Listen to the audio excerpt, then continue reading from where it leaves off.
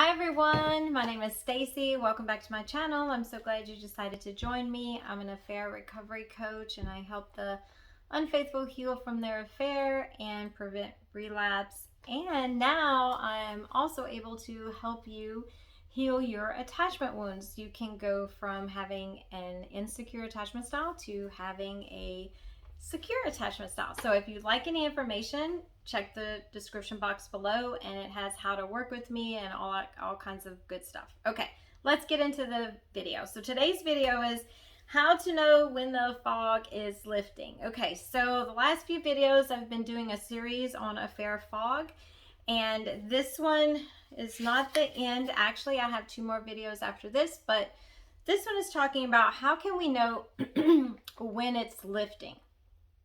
So just a quick recap. An affair fog, to me, in my opinion, is the romantic stage of a relationship. It is a change in perception and change in behavior. So we want to know what signs to look out for when this is lifting. So number 1, you are beginning to see reality more clearly, meaning you're starting to think, you know what? This might not have worked out like I thought it would. You're starting to see some things about the relationship and about your affair partner that are huge red flags, that are not what you thought they would be. Just life is starting to become clear. You're starting to see what you're missing out on. You're starting to realize you're distracted and you're losing time with your family. So things are just becoming more clear to you that, hey, I kind of have been in my headspace for a long time. And that's starting to change. Number 2, you are able to feel present and not distracted. And that's another thing. You're starting to be able to focus on maybe spending time with your family. You're not so distracted by obsessing over the affair partner or obsessing over the relationship anymore. You're starting to feel like yourself again, meaning I'm starting to take an interest in other things, not just consume with the affair and the affair partner. Like I like hobbies, those things are coming back to me, that kind of thing. You're starting to notice a change in your behavior because your perception is changing and it's changing your behavior. Number 3, you're not giving into the urge to call, text, or stalk them on social media anymore. The urge might come, but not as often. And then you're finding yourself where you're not giving into it anymore. You're like, no, I'm not going to give in. I'm not going to call you. I'm not going to text you. You're starting to see that there's no payoff. There's no benefit, that really it's just a risk. So your behavior, like, no, I'm able to withstand the urges now because how I'm feeling about this situation has started to change. You are letting go of the hope of a future with this person. Now, this might be the last thing to go, but it's starting to dissipate, whereas your hope is starting to change, where you might not even want to have hope for a future with them. And this is some of the stuff that I help my clients get to. Like, this is some of the goals that we reach. We reach a place where our hope is not misplaced. It's not, like we hope to be together with our affair partner one day, and now we don't hope for that anymore. I help you get to a place where you can see things clearly about them, about the relationship, and you get to a place where they are neutral, in a sense where you were once a positive, now you're a neutral. Like, now I don't have any feelings connected to you anymore. Now, if I saw you, then, yeah, I know I had an affair with you, but it doesn't create this emotional response inside of me anymore. And that's actually the place we all want to get to when we think about the affair ending, and the fog lifting. We're getting out of this romantic phase of love that we're in with this person. So that's actually what I help you achieve in our sessions, is getting to that place where you are neutral to me. Okay, so number 5, you are no longer fantasizing about a future with them, meaning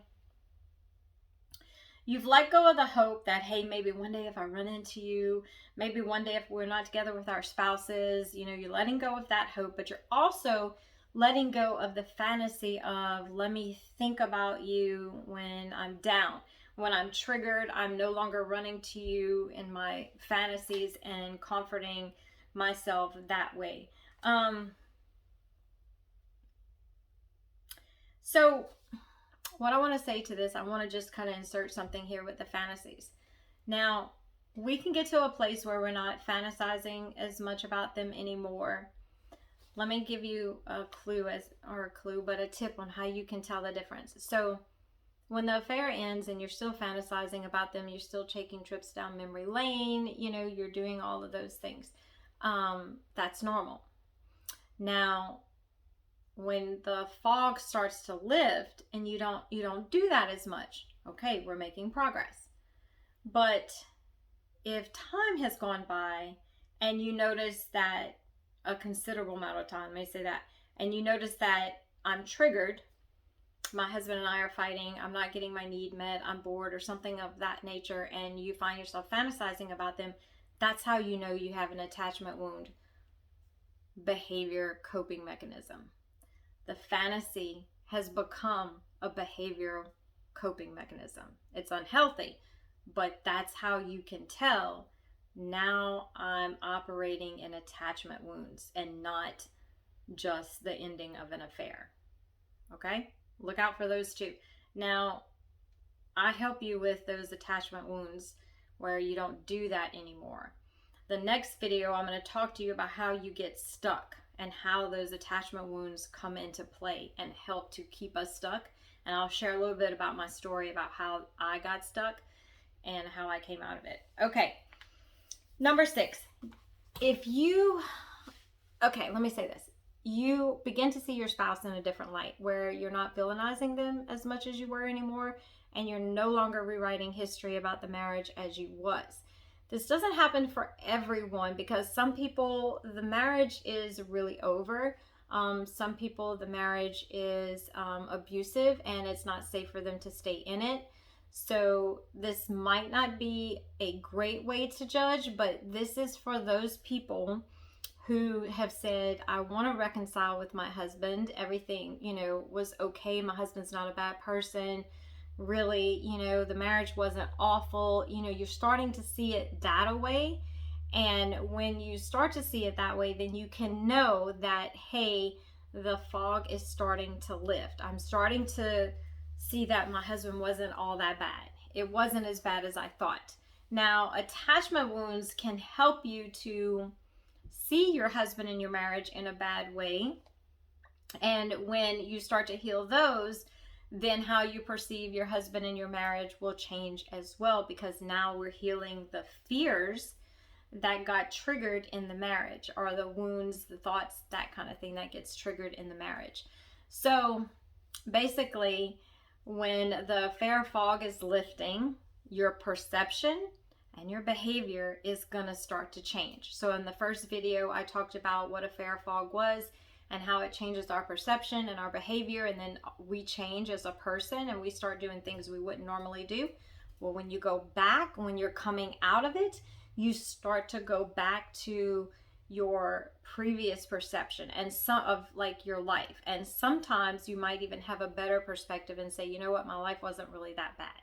My marriage wasn't really that bad. And the healing process that I take you through, more often than not, a lot of people are saying, wow, I see how my attachment wound came into play with me having an affair. And I can see how changing that will prevent me from having future affairs. And that's our goal.